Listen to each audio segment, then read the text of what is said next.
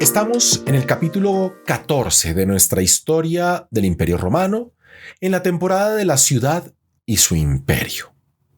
En el episodio anterior hablamos de Italia y su integración en el Imperio Romano y a lo largo de la historia cómo va cambiando.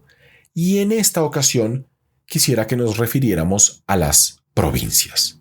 Primero, nos preguntaremos naturalmente qué es una provincia y después hablaremos de las provincias bajo el Imperio Romano, bajo la época imperial, que es lo que sucede después del gobierno de Augusto. Empecemos con la primera parte. ¿Qué es una provincia? La palabra provincia significa en un principio una función o una misión confiada a un magistrado público.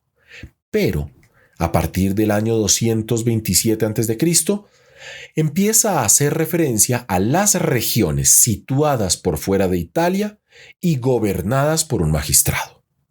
Un general victorioso, bajo el poder de un senado consulto, fija la organización de un nuevo territorio conquistado por él mismo y junto con 10 senadores debe definir los marcos jurídicos del lugar, lo que se llama la Lex Provinciae, la ley de esa provincia. Debe velar por la diversidad de los estatus jurídicos del lugar, porque es la vieja política de divide y conquistarás. ¿Sí? La diversidad jurídica le permite a los romanos controlar de manera efectiva las ciudades conquistadas. Por eso, como lo veíamos en el episodio anterior, van a tener ciudades federadas, libres, romanas, dediticias, porque así todos van a tratar de luchar por mejorar su condición en contra de sus vecinos. Todas estas provincias dependen de Roma, pero con un nivel variable de autonomía y se benefician de diferentes favores. En la época republicana, las provincias son administradas por magistrados o promagistrados, siempre en latín cuando encuentren la palabra pro antes del nombre de una función pública quiere decir que se ejerce por fuera de la ciudad de Roma. Solo estos últimos pueden ejercer el poder en las provincias y a partir del año 81 a.C. se les va a llamar los propretores para las provincias pequeñas y los procónsules para las provincias más grandes. Recuerden que el cónsul es el jefe de estado, el procónsul es el jefe entonces de una provincia. Son nombrados por el Senado y reciben una provincia por sorteo al principio de su legislatura y su mandato debía durar no más de 5 años. Los gobernadores deben partir con un grupo de personas, de ayudantes, parten con un cuestor y varios legados y administradores. Estos procónsules y propretores poseen el imperium de Roma. El imperium es lo que les permite comandar tropas. Es un poder que se les otorga por un tiempo limitado para comandar tropas por fuera de Roma, naturalmente, al igual que les permite ejercer la justicia civil y criminal en un lugar determinado. El imperium está limitado en el tiempo y en el espacio. Se ejerce en una provincia por un tiempo. Los provinciales están sometidos al impuesto, naturalmente, y a diversos cobros que los aplastan realmente y que son fijados a su gusto por el pro-magistrado, sea procónsul o propretor. El cargo del gobernador, de hecho, es gratuito, no ganan un salario por su trabajo, pero son cargos lucrativos porque algunos se vuelven verdaderos déspotas que exprimen a la población local y se enriquecen.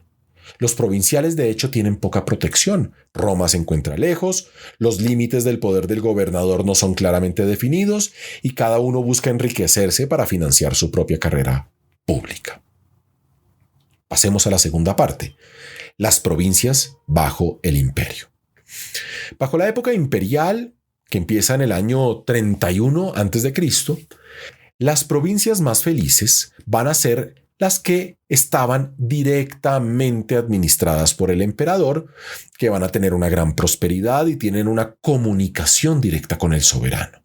Pueden votar peticiones o quejas al gobernador local, que debe enviarlas directamente al emperador.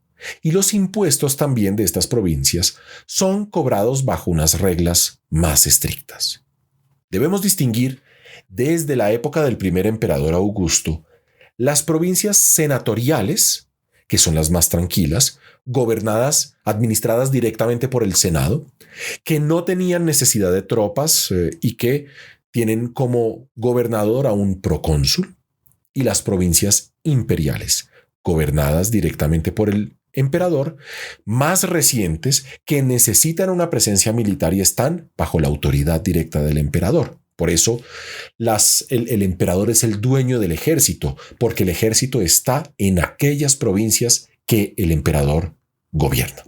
El emperador gobierna por medio de legados, así se llaman, una especie de intendente, que son administradores públicos al servicio del Estado romano.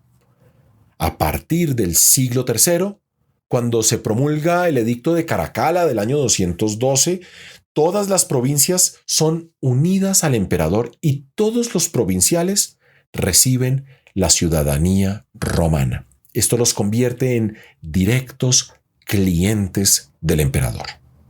Diocleciano, al final de ese mismo siglo, decide dividir el imperio en 4 prefecturas: Italia, Galia, Iliria y el Oriente, y a su vez estas prefecturas, estas 4 partes del imperio, se dividen en 12 diócesis, dirigidas cada una por un vicario, y al final reúnen todos estos sistemas 96 provincias del Imperio Romano.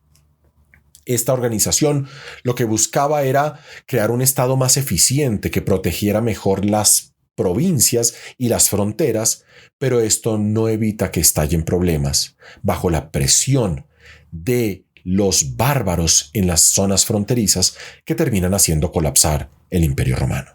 Y por eso, en el siguiente episodio hablaremos de esas zonas fronterizas. Habiendo pasado de Roma a Italia, de Italia a las provincias, ahora tenemos que hablar de los limes, las zonas fronterizas.